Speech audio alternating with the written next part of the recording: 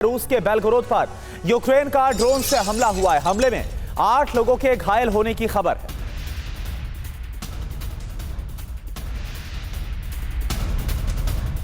तो आपको बता दें कि रूस के बेलगोरोद पर यूक्रेन ने एक बार फिर से ड्रोन से हमला किया और इस हमले में 8 लोगों के घायल होने की खबर सामने आ रही है। रूस के अंदर घुसकर इस हमले को अंजाम दिया गया यूक्रेन की तरफ से ड्रोन के जरिए।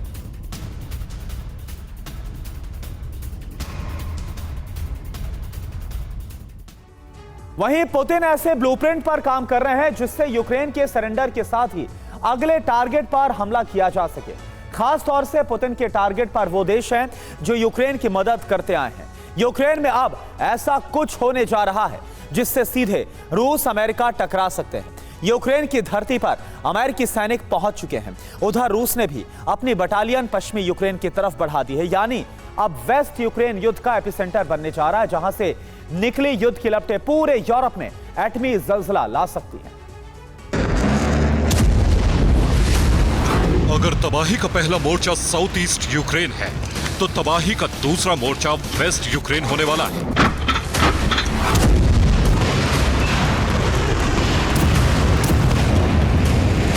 और वहां तबाही कैसी होगी, इसका ट्रेलर रूस ने दिखा दिया है।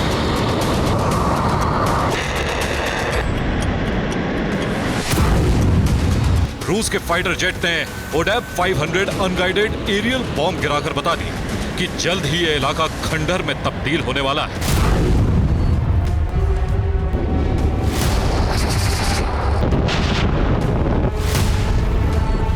क्योंकि रूस के फाइटर जेट पहुंच चुके हैं, मिसाइल और ड्रोन अटैक कभी भी हो सकता है, जिसके बाद सैनिक पहुंचकर कब्जा कर लेंगे।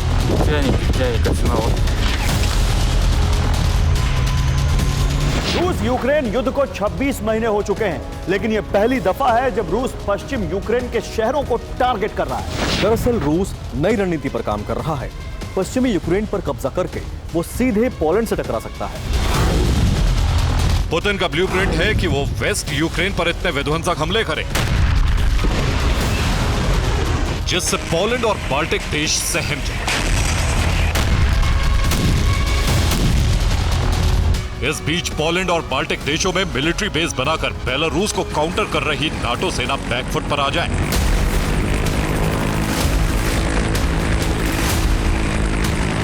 रूस ने पूर्वी यूक्रेन में 22,000 वर्ग किलोमीटर का इलाका तबाह कर दिया है। अब ऐसी ही तबाही लवीव और उसके आसपास के इलाकों में रूस मचाने वाला है।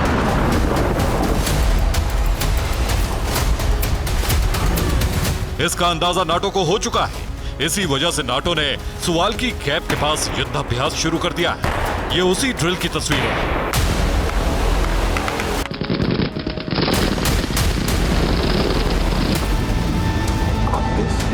एक तरफ वॉर ड्रिल से रूस को धमकाने की कोशिश है, दूसरी तरफ वेस्ट यूक्रेन में नाटो सैनिक पहुंच गए। यूएस सिविल डिफेंस ने दावा किया है कि पश्चिमी यूक्रेन को बचाने के लिए अमेरिका ने अपनी सेना वेस्ट यूक्रेन में तैनात कर दी।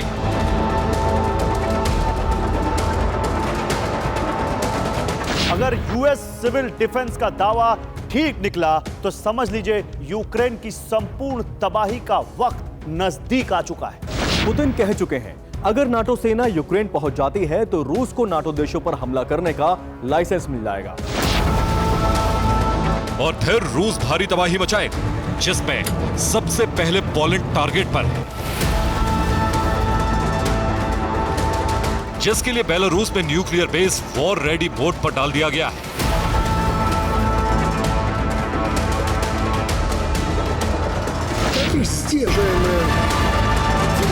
लुकाशेंको के बयान का सीधा मतलब है कि हर स्थिति में नाटो सेना को खदेड़ता है, फिर चाहे न्यूक्लियर विस्फोट ही क्यों ना करना पड़े। दरअसल यही पुतिन की रणनीति कि बेलारूस में सैनिकों की तैनाती से बाल्टिक देशों को काबू में रखा जा सके। दूसरी तरफ वेस्ट यूक्रेन में रूसी सेना पहुंचाकर वहां से पोलैंड पर प्रेशर बढ़ाया जाए, जिससे वो यूक्रेन को मदद देने से पीछे हटे।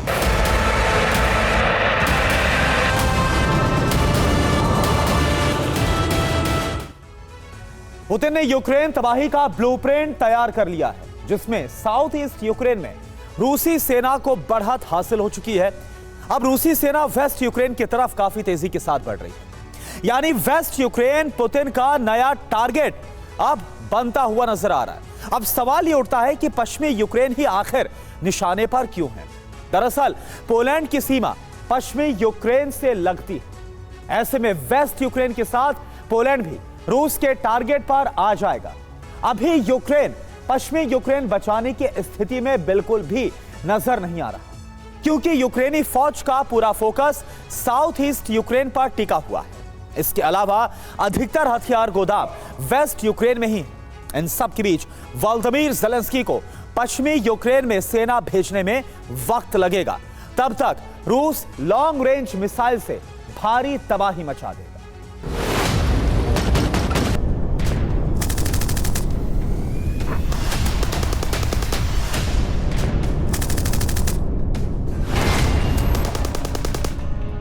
पश्चिमी यूक्रेन में अमेरिका ने सैनिक पहुंचाकर विध्वंसक युद्ध का अलार्म बजा दिया है।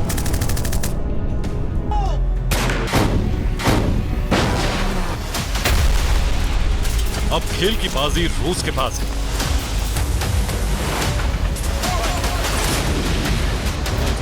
रूस चाहे तो नाटो देशों पर हमला करके यूरोप में तबाही का जलजला ला सकता है, या फिर वो यूक्रेन सरेंडर के लिए नाटो पर दबाव बना सकता है।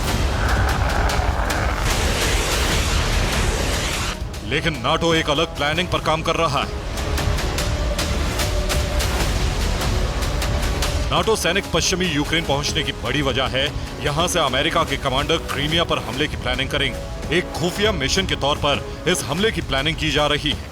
CIA और यूक्रेनी इंटेलिजेंस मिलकर क्रीमिया ब्रिज को उड़ाने की तैयारी कर रहे हैं। मई के महीने में ही कर्च ब्रिज पर बड़ा मिसाइल हमला हो सकता है।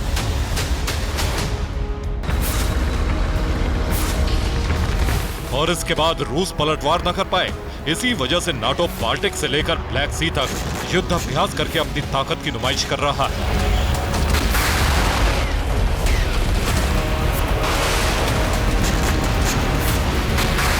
मई के पहले हफ्ते में अमेरिकी सेना डेनमार्क के बॉर्नहोम आइलैंड पर युद्ध अभ्यास शुरू कर रही है। पोलैंड और लिथुआनिया के बॉर्डर पर युद्ध अभ्यास जारी है। सुवाल्की गैप के एकदम पास नाटो फोर्स बारूद की बारिश कर रहा है। इसके अलावा बैरेंट्स सी में भी वॉर ड्रिल की जा रही है। माहौल बेहद खौफनाक होता जा रहा है। हालात ऐसे ही रहे तो वो दिन दूर नहीं जब ये पूरा इलाका एटमी युद्ध में घिर जाएगा। सुवाल्की गैप को लेकर जर्मनी की खुफिया रिपोर्ट में खुलासा हुआ है कि यह इलाका विश्व युद्ध का ट्रिगर पॉइंट बन सकता है। यानी सुवाल्की गैप से शुरू हुआ युद्ध पूरे यूरोप को अपनी चपेट में ले सकता है, जिसका अंजाम सिर्फ और सिर्फ तबाही। Bureau report, TV9 Bharatvarsh. Lebanon में हिजबुल्लाह ठिकानों पर एयर स्ट्राइक हुई है। इजरायली जेट ने तिर हरफा में बम बरसाए। हमले में हिजबुल्लाह के कई ठिकाने तबाह हुए। यारिन इलाके में भी इजरायल ने मिसाइलें दागी।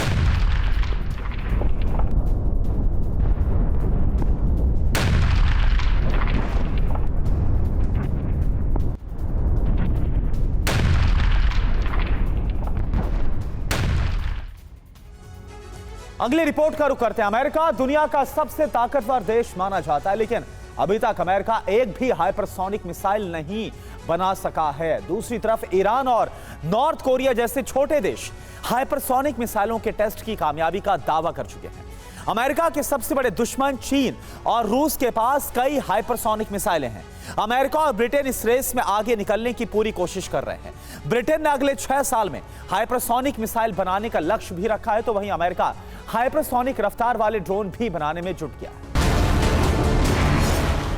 एक ऐसा हथियार जो अमेरिका के दुश्मनों की सबसे बड़ी ताकत है।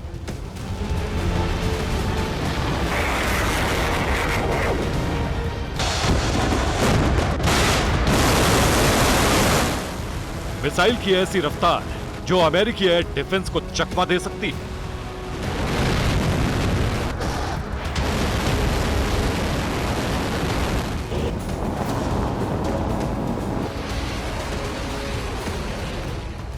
रूस चीन की वो मिसाइल जिसे रोक पाना शायद अमेरिका के लिए भी मुमकिन नहीं।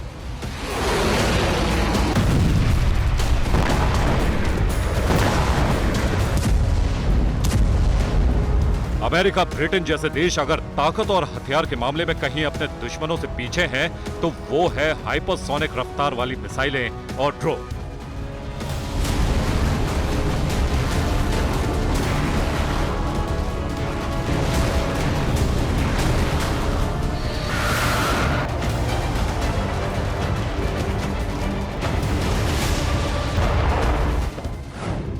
अब तो इस रेस में नॉर्थ कोरिया और ईरान भी शामिल हो चुके हैं और दोनों हाइपरसोनिक मिसाइल बना लेने का दावा करते हैं। मौजूदा हालात में अगर रूस और नाटो की जंग हुई तो रूस की किंजल मिसाइलों का अमेरिका के पास कोई जवाब नहीं।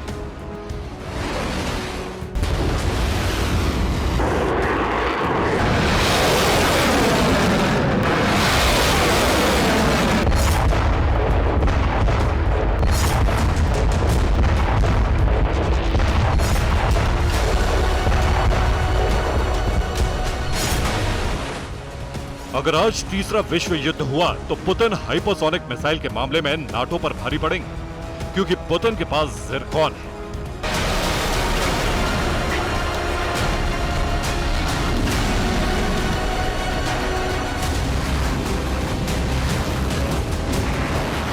अमेरिका के 4 सबसे बड़े दुश्मन इस वक्त हाइपरसोनिक मिसाइलों से लैस हैं। और जब चाहें उसकी तैनाती के साथ उसका इस्तेमाल करते हैं।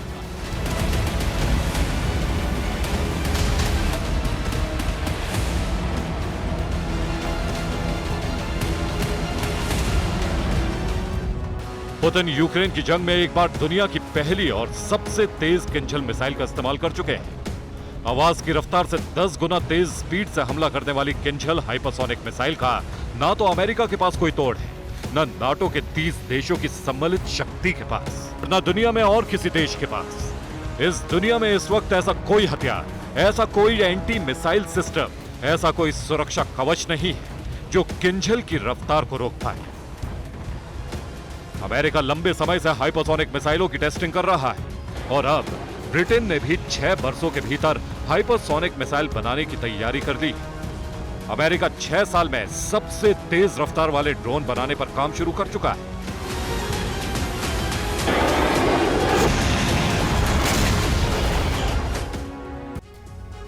हाइपरसोनिक हथियारों पर अमेरिका बहुत तेजी के साथ काम कर रहा है और इसी मिशन के तहत America SR-72 son of Blackbird के नाम से एक एयरक्राफ्ट को तैयार कर रहा है। इसकी रफ्तार है 6437 किलोमीटर प्रति घंटा। यह मानव रहित एयरक्राफ्ट है जो कि जासूसी करने के साथ निगरानी करने में भी सक्षम होगा। अमेरिका को उम्मीद है कि उसका मिशन साल 2030 तक पूरा कर लिया जाएगा। अमेरिका और ब्रिटेन की कोशिश है कि 2030 तक दोनों देशों के पास ऐसी मिसाइलें हों जिसकी ताकत दुश्मनों को उनके हद में रहने पर मजबूर कर दे। मकसद सिर्फ हाइपरसोनिक रफ्तार वाली मिसाइल और ड्रोन बनाने का नहीं, जरूरी दुश्मन के प्रहार को नाकाम करना भी। अब तक दुनिया में हाइपरसोनिक मिसाइल को गिराने की तकनीक नहीं बनी, लेकिन अमेरिका, रूस और चीन जैसे देशों की हाइपरसोनिक मिसाइल को नष्ट करने के लिए नया सिस्टम तैयार कर रहा है।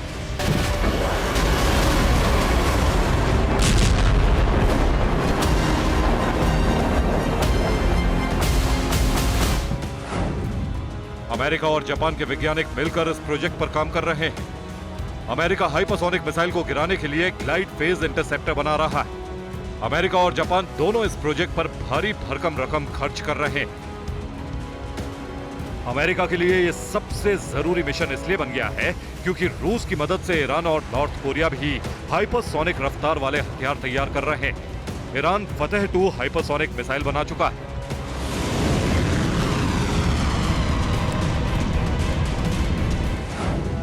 ईरान की फतह 2 फतह 110 का upgraded hypersonic gliding vehicle version. Iran ने रेंज की जानकारी नहीं दी, लेकिन इसकी रेंज 2000 किलोमीटर तक हो सकती है। इसके साथ 50 टन तक का वॉरहेड फायर किया जा सकता है। ईरान के पास हाइपरसोनिक मिसाइल के अलावा बैलिस्टिक मिसाइलों का बहुत बड़ा जखीरा मौजूद। दूसरी तरफ जनवरी से मार्च के बीच 3 महीनों में उत्तर कोरिया ने 2 बार हाइपरसोनिक मिसाइल का टेस्ट किया।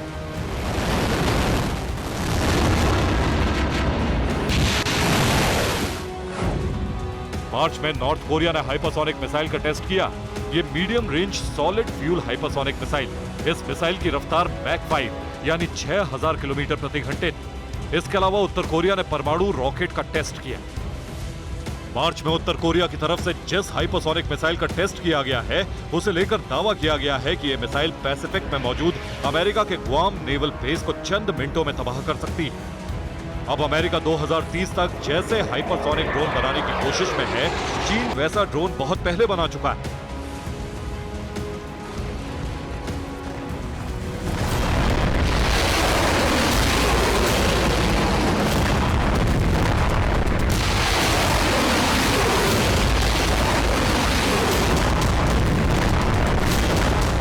चीन का दावा है कि यह दुनिया का सबसे तेज रफ्तार वाला ड्रोन है। ड्रैगन का यह ड्रोन हवा में आवाज की स्पीड से भी तेज गति से उड़ान भरता है। दुनिया का कोई भी रडार, दुनिया का कोई भी एयर डिफेंस इसे रोक नहीं सकता। चीन के इस ड्रोन का नाम है MD-22। ड्रोन 6 से 7 मैक की स्पीड से उड़ता है। मतलब ये ड्रोन 7400 से लेकर 8600 किलोमीटर प्रति घंटा की रफ्तार से उड़ सकता है। ड्रोन 56,000 मीटर की ऊंचाई तक जा सकता है। चीन का दावा है कि हाइपरसोनिक ड्रोन सर्विलांस करने के साथ साथ जमीन पर मौजूद किसी भी टारगेट पर सटीक निशाना लगा सकता है। चीन के पास हाइपरसोनिक मिसाइलों का भी बड़ा भंडार है। अमेरिका और ब्रिटेन की चुनौती इसलिए भी बढ़ गई है क्योंकि ईरान और नॉर्थ कोरिया दोनों अब परमाणु परीक्षण की तैयारी में हैं। Bureau report, TV9 भारतवंश।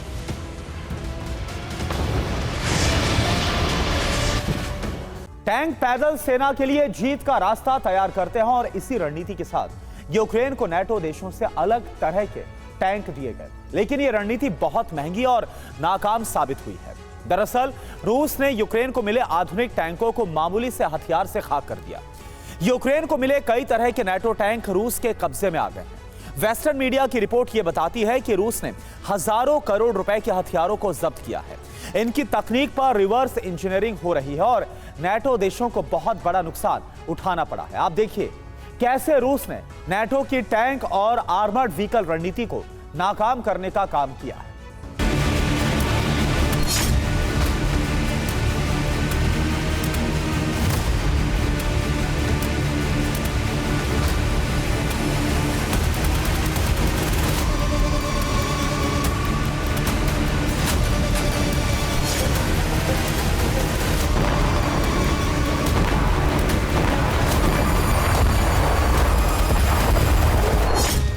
ये नाटो देशों की सेनाओं के गौरवशाली हथियार कहे जाते हैं। आज मॉस्को के आंगन में बंधक बने खड़े हैं।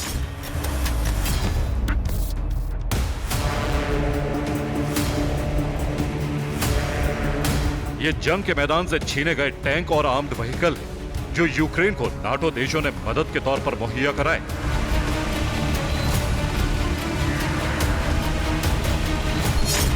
लेकिन ये रूस की मदद कर रहे हैं। मसलन रूस इनका अध्ययन करके तकनीक का पता लगा रहा है, इनके कंट्रोल सिस्टम और कंप्यूटराइज्ड सिस्टम के बारे में जानकारी जुटा रहा है।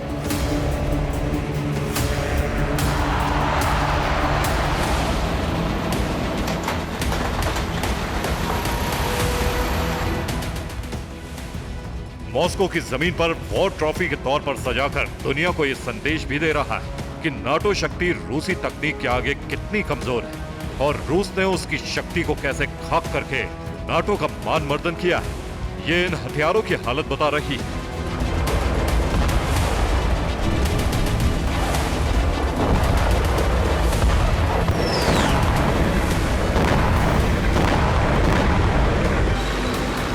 यूक्रेन की सेना को जंग लड़ने के लिए नाटो देशों ने बड़े पैमाने पर आर्म्ड पर्सनल कैरियर व्हीकल और टैंक दिए।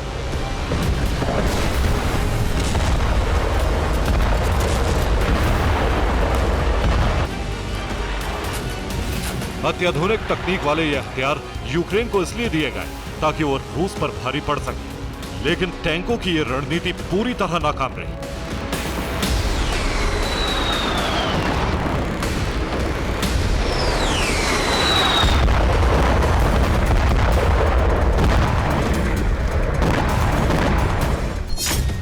यूक्रेन को 2022 से अब तक नाटो देशों से 300 से ज्यादा टैंक्स मिले। अब्राम्स और लेपर्ड टैंक सबसे आधुनिक है। आधिकारिक रिपोर्ट के मुताबिक युद्ध में अब तक 1096 टैंक गंवा चुका है, जबकि रूस का दावा है कि उसने 2000 से ज्यादा टैंक ध्वस्त किए हैं।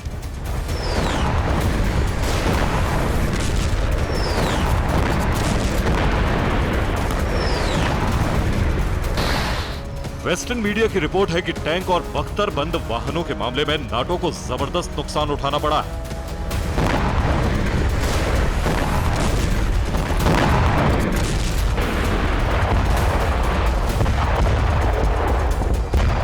क्योंकि रूस ने नाटो के टैंकों को ध्वस्त करने का सटीक तरीका ढूंढ लिया है। यह है कामिकाज़ी ड्रोन से टैंक पर हमले।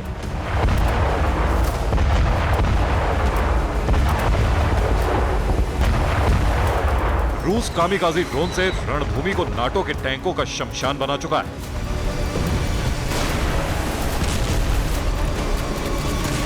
सवाल यह है कि आखिर रूस टैंकों पर कामिकाज़ी हमले ही क्यों कर रहा है? नाटो के एडवांस टैंकों का कवच बहुत मजबूत है। उस पर चारों तरफ से हमला हो तब भी कवच टैंक के मेन सिस्टम को नुकसान से बचा लेता है। मामूली रिपेयर के बाद टैंक फिर से ठीक हो जाता है। लेकिन रूस ने कामिकाज़ी ड्रोन से हमले करके टैंकों को तबाह कर दिया। कामिकाज़ी ड्रोन टैंक के ऊपरी हिस्से पर हमला करते हैं। टैंक का ऊपरी कवच निचले कवच के मुकाबले कमजोर होता है। ऊपरी कवच केवल राइफल की गोली को ही रोकने के लिए बनाया गया है। कामिकाज़ी ड्रोन के विस्फोट से ऊपरी कवच फट जाता है और टैंक का सिस्टम ध्वस्त हो जाता है।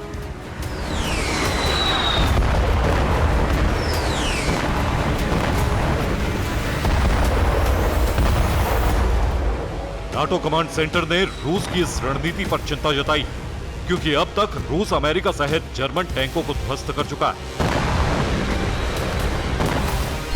रूस ने अमेरिका के 5 एब्राम्स टैंक इसी रणनीति से खत्म कर दी।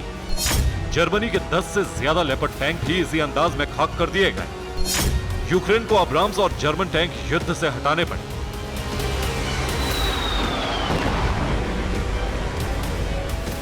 नाटो की चिंता यह है कि रूस उसके बहुत महंगे टैंकों को बहुत मामूली हथियारों से नष्ट कर रहा है और यह नुकसान अब बहुत बड़ा घाव दे रहा है।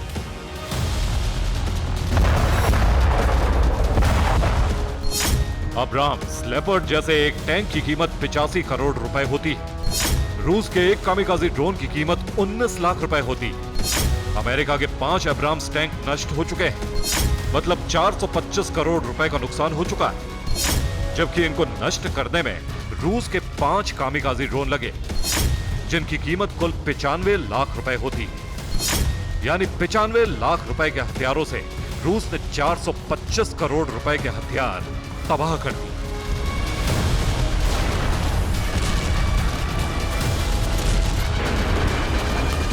टैंक बारूदी सुरंगों के विस्फोट, आर्टिलरी शेल के विस्फोट से बचने के हिसाब से डिजाइन किए जाते रहे हैं। अब नाटो की चिंता यह है कि अब टैंकों को इस तरह से डिजाइन और विकसित किया जाए ताकि ऊपर से हुए ड्रोन हमले या बम ड्रॉपिंग का असर ना हो।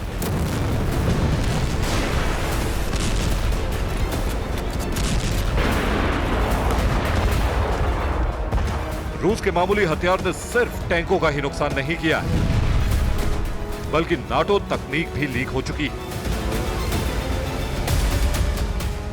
जर्मनी, अमेरिका और बाकी देशों को टैंक और बख्तरबंद वाहन पुतिन की प्रयोगशाला में पहुंच चुके हैं और उनकी तकनीक के बारे में रूस सब कुछ जान चुका है। अब रूसी जनता और दुनिया के सामने इन्हें जीत के प्रतीक के तौर पर पेश किया जा रहा है। 9 मई की विजय दिवस परेड में भी नाटो के टैंक शामिल किए जाएंगे। नाटो के लिए यह बहुत बड़ा झटका है और अब माना यह जा रहा है कि यूक्रेन को आधुनिक टैंक नहीं दिए जाएंगे।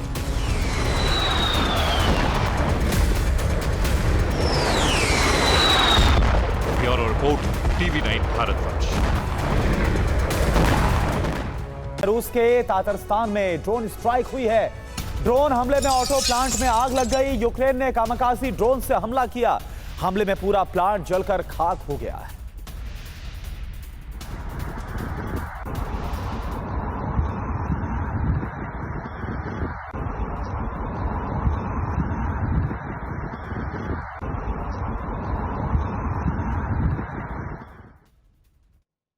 यूक्रेन पर अभी तक का सबसे भीषण हमला होने वाला है। दक्षिण पूर्वी यूक्रेन के कई इलाके रूसी प्रहार से दहलने वाले हैं, क्योंकि बीती रात यूक्रेन ने रूसी सरजमी को बारूद से पाट दिया। पश्चिमी रूस के 3 प्रांतों पर टैक्टिकल मिसाइल और ड्रोन से ताबड़तोड़ प्रहार किया। बस फिर क्या, यूक्रेन के इन हमलों से क्रेमलिन में खलबली मच गई, क्योंकि यूक्रेनी सेना ने पुतिन के सुरक्षा कवच को भेदते हुए रूसी धरती पर कहर बरपाया। मगर इस हमले का पलटवार बाकी है। आखिर कैसे पुतिन प्रतिशोध लेंगे, आप देखिए इस रिपोर्ट में।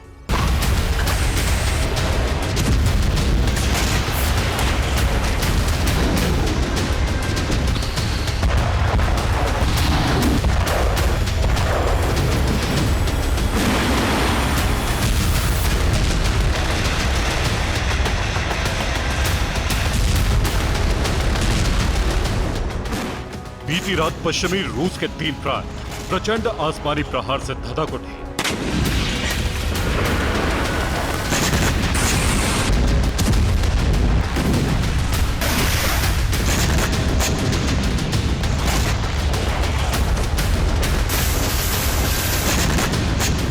बीती रात यूक्रेन की घातक मिसाइलों और विस्फोटक ड्रोन ने रूसी सरजमी को बारूद से पाट दिया।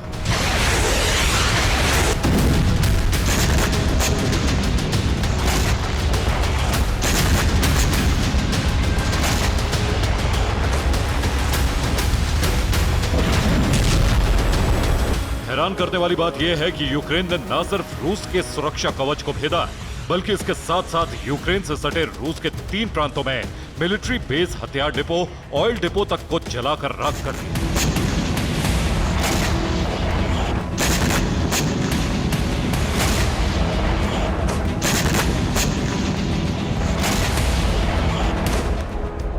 रूसी रडार सिस्टम को मिसाइल हमले में खाक कर दिया।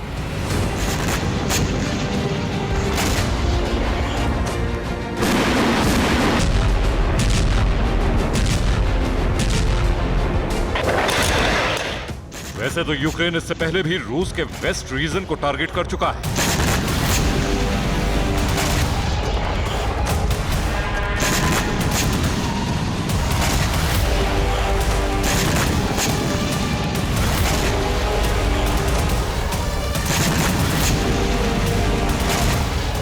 मगर कल रात जो यूक्रेन ने पूरी प्लानिंग के साथ पश्चिमी रूस के 3 प्रांतों में तबाही मचाई,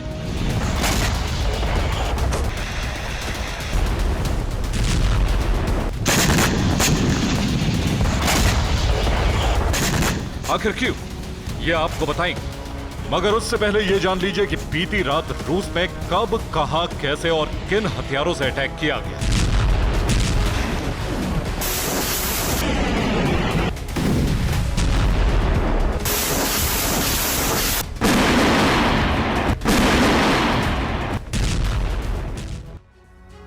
बीती रात यूक्रेनी ब्रिगेड के हमले से यूक्रेन के 3 प्रांत भीषण तरीके से दहल उठे।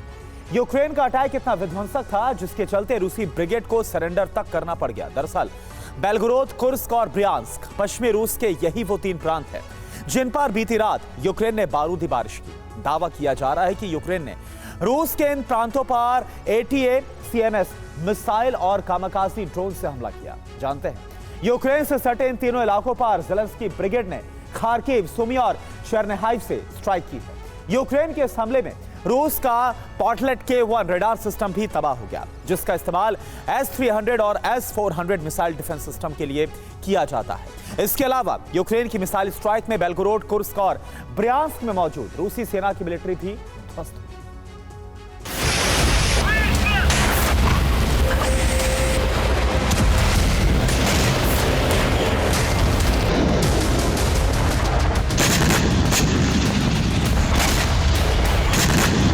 दरअसल बीते 48 घंटों से रूसी ब्रिगेड न सिर्फ यूक्रेन के उत्तर पूर्वी इलाके में हमला कर रही थी, बल्कि इसके साथ साथ पश्चिमी यूक्रेन के कई प्रांतों और शहरों को रूस ने टारगेट किया।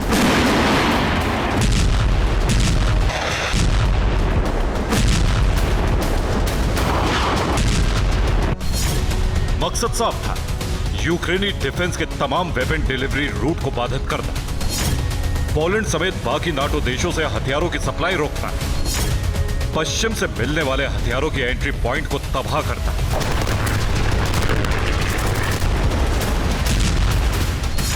क्योंकि 24 अप्रैल को अमेरिका ने यूक्रेन के लिए $61 बिलियन के सैन्य पैकेज का ऐलान किया।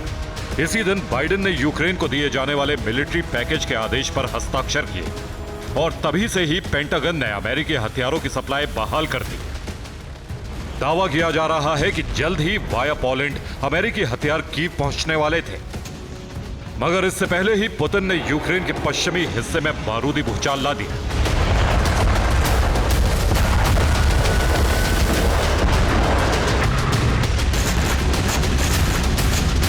पश्चिमी यूक्रेन के कई शहरों, बारूदी गोदामों को रूस ने ध्वस्त किया। जानते हैं क्यों? दरअसल इस बार पेंटागन हर वो हथियार यूक्रेन को दे रहा है जो जंग में यूक्रेनी ब्रिगेड को कई गुना ताकतवर बना सकते हैं, जिनके प्रहार से रूसी इलाके थर्रा सकते हैं। मतलब ये कि बीते 2 सालों से जिन विध्वंसक वेपन की demand Zelensky US president Biden से कर रहे थे, अब वही हथियार यूक्रेन के बारूदी जखीरे में शामिल होने वाले थे। आखिर वो हथियार कौन कौन से हैं, ये भी जान लीजिए। पहला हथियार ATACMS tactical missile.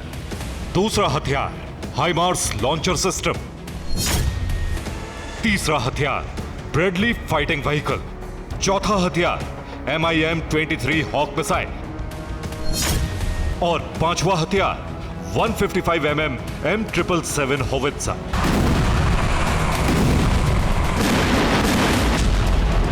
Battle ground में बारूदी बवंडर लाने वाले इन 5 हथियारों के साथ साथ अमेरिका लाखों राउंड गोला बारूद की भी सप्लाई करे। मतलब यूक्रेन फिर से रिचार्ज हो जाएगा और रूस को कड़ी टक्कर देगा।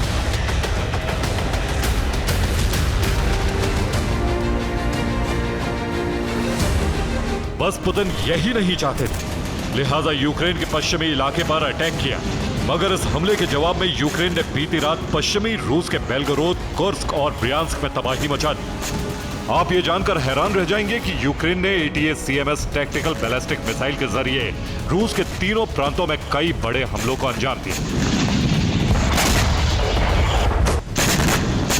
दरअसल ATACMS टैक्टिकल बैलिस्टिक मिसाइल एक ऐसा घातक हथियार है जो न सिर्फ लंबी दूरी तक प्रहार करता है, बल्कि इसके साथ साथ किसी भी सुरक्षा कवच को नेस्त नाबूद कर सकता है। आखिर कैसे, ये भी जान लीजिए। ATACMS मिसाइल की मारक क्षमता करीब 300 किलोमीटर है। इस अमेरिकी मिसाइल का कुल वजन 1670 किलो तक है। 13 फीट लंबी यह मिसाइल मैक 3 रफ्तार से हमला करती है। ATACMS मिसाइल GPS और नेविगेशन गाइडेंस से लैस है।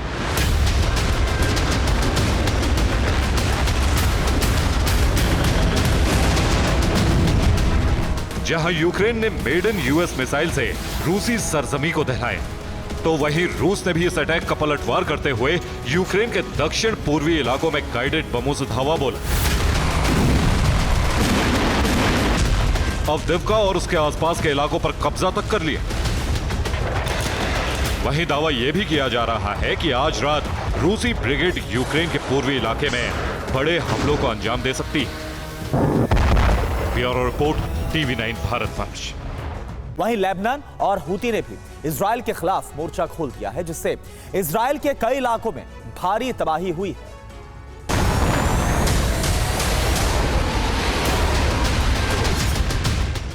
ईरान ने ऐलान कर दिया है कि वो इजराइल में भारी तबाही मचाएगा।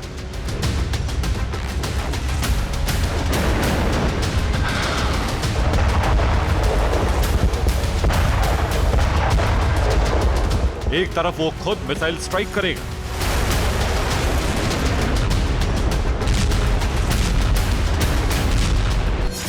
दूसरी तरफ ईरानी प्रॉक्सी संगठनों को इजराइल पर हमले का फरमान जारी कर दिया है।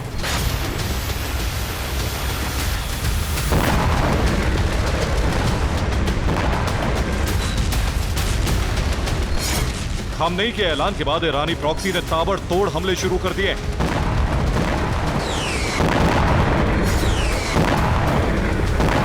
हिजबुल्लाह ने इजरायली बॉर्डर पर 15 किलोमीटर अंदर तक मिसाइलें दागी।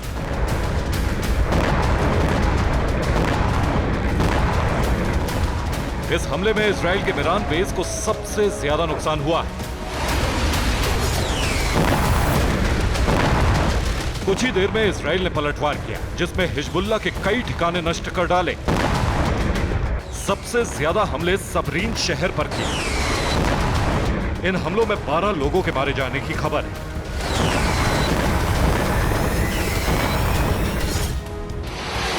हिजबुल्लाह के अलावा हूती ने भी लाल सागर में तबाही मचाई हुई। हूती ने अमेरिका का रीपर ड्रोन मार गिराया और उसका वीडियो भी जारी कर दिया।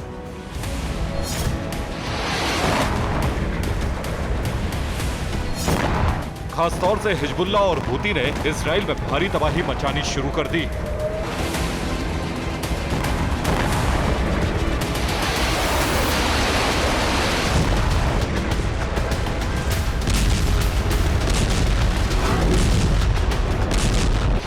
हूती को रूस और ईरान से हथियारों की नई खेप मिली, जिसके बाद उसने लाल सागर में पश्चिमी देशों के जहाजों को निशाना बनाना शुरू कर दिया।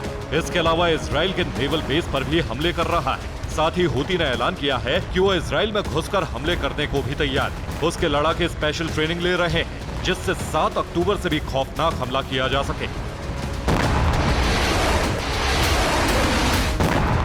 लाल सागर में हूती की दादागिरी रुकी नहीं, वो लगातार विदेशी जहाजों को निशाना बना रहा है। इस बार बारी ब्रिटिश शिप की थी। हूती ने ब्रिटेन के एंड्रोमेडा शिप पर हमला किया, जिसमें जहाज के एक हिस्से को नुकसान पहुंचा है। इसके पीछे की वजह समझिए। ईरान से हथियार लगातार मिल रहे हैं। ईरान ने हमले के लिए फ्री हैंड दिया है। रूस से भी हथियार मिलने लगे। सीक्रेट रूट से हथियार पहुंच रहे हैं। कई इस्लामिक मुल्कों का साथ मिल रहा है। अमेरिका का दबदबा खत्म करना मिशन।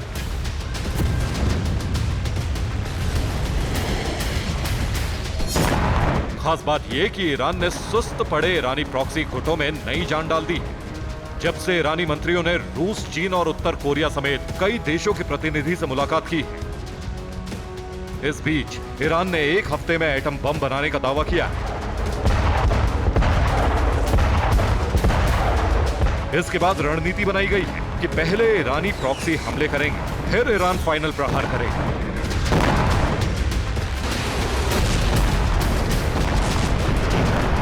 इसलिए ईरानी प्रॉक्सी के हमले तेज हो गए। हो सकता है ईरानी प्रॉक्सी के हमले से इजराइल दबाव में आकर सीज फायर का ऐलान कर दे।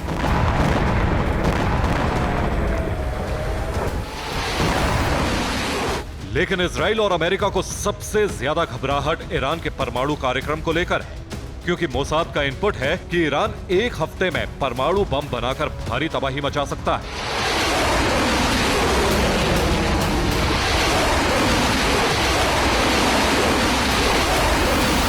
Bureau report, TV9 Bharatvarsh. Israel और हमास के बीच जंग में बेकसूरों की भी मौत हो रही है, जिसे लेकर दुनिया के कोने कोने में प्रोटेस्ट हो रहा है। प्रदर्शनकारी इजराइल के मिलिट्री ऑपरेशन के खिलाफ सड़कों पर उतरे हुए हैं, मगर इन सब के बीच हमास ने बंधकों से जुड़ा एक वीडियो जारी किया, जिसके सामने आने के बाद बेंजामिन नेतन्याहू ने राफा को तबाह करने की वार्निंग दी। आखिर क्यों? आप देखिए इस रिपोर्ट। दुनिया के कोने कोने में फिलिस्तीन के समर्थन में प्रदर्शन जारी है। सैकड़ों की तादाद में लोग सड़कों पर उतरे हुए हैं, फिलिस्तीन के झंडे के साथ इजराइल के मिलिट्री ऑपरेशन और गाजा में हो रहे भीषण नरसंहार के खिलाफ।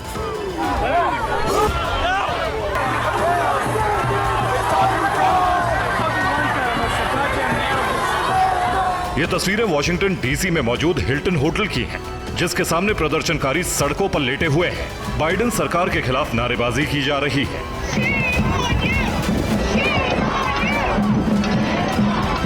तो वहीं दूसरी तस्वीर जापान की राजधानी टोक्यो से सामने आई है, जहां गूगल हेडक्वार्टर के बाहर फिलिस्तीन समर्थक नारेबाजी कर रहे हैं।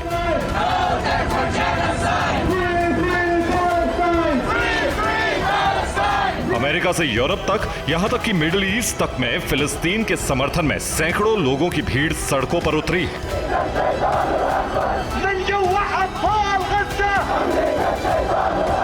दरअसल इजराइल के खिलाफ लोगों का गुस्सा भड़कने के पीछे की वजह है गाजा में भीषण नरसंहार, क्योंकि इजरायली सेना ने जंग छेड़ी तो हमास के खात्मे के लिए थी, मगर दावा किया जा रहा है कि गाजा में जारी जंग में अब तक सैकड़ों बेकसूर लोग मारे जा चुके हैं। भीषण नरसंहार हुआ है।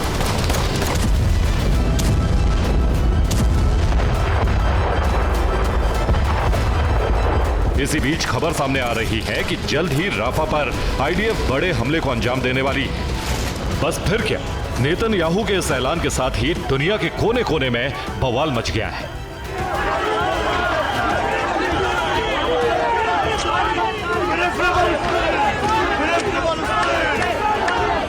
इजराइल के खिलाफ सबसे ज्यादा विरोध प्रदर्शन अमेरिकी यूनिवर्सिटीज में देखने को मिल रहा है। Columbia, Los Angeles, Ohio, Indiana और ऑस्टिन समेत यूएस के 25 विश्वविद्यालयों में प्रदर्शन जारी है। अब तक दर्जनों छात्रों की गिरफ्तारी तक हो चुकी है। प्रदर्शनकारियों की मांग है कि गाजा में इजराइल मिलिट्री ऑपरेशन को रोक दे ताकि बेकसूर लोग मारे ना जाएं। मगर इजराइल का स्टैंड क्लियर है, जब तक हमास के चंगुल में फंसे बंधक आजाद नहीं होंगे तब तक इजराइल का सैन्य ऑपरेशन जारी रहेगा।